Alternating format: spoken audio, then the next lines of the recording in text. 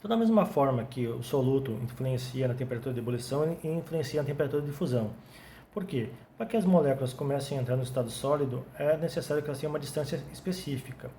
Como existe uma interação intermolecular mais forte entre o solvente e o soluto, eles acabam fazendo com que seja necessário resfriar mais para que as moléculas cheguem nessa distância ideal. Então, do mesmo modo que a presença do soluto faz com que os pontos de ebulição aumentem, ele acarreta no abaixamento da temperatura de fusão ou congelamento.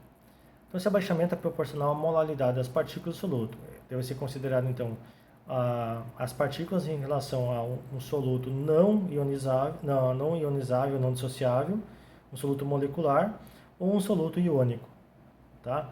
Então, a variação de temperatura de crioscopia, ΔTCr, é igual a menos K, constante crioscópica, vezes molaridade.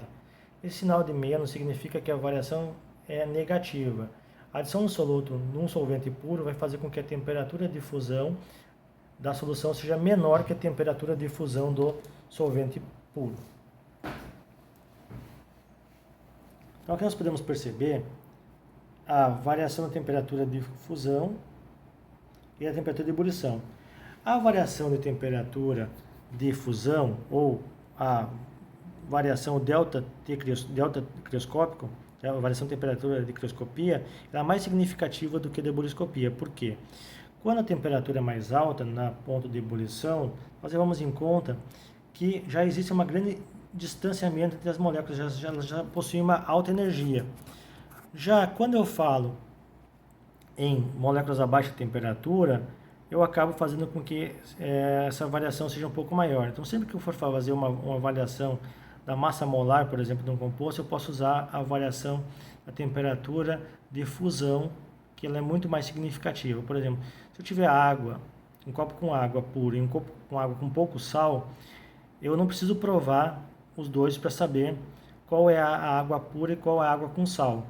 Basta eu fazer a variação da temperatura de fusão, botar elas derreter, e acompanhar a variação da temperatura de fusão, e eu observo que a água com sal ela tem uma temperatura de fusão menor do que a água pura. Então eu posso utilizar a variação de temperatura de fusão para esse experimento e também para avaliar a massa molar de solutos não voláteis e não ionizáveis, tá? Solutos moleculares. Então aqui nós temos um exemplo. Suponha que 1,42 gramas de soluto são adicionados a 25 gramas de benzeno e a solução congela a uma temperatura de 1,96 graus Celsius abaixo da do benzeno puro. Calcule a massa molar aparente do soluto. Olhando aqui para essa tabelinha, a constante crioscópica do benzeno é 5,12 graus Celsius por molar, tá? 5,12 graus Celsius por molar.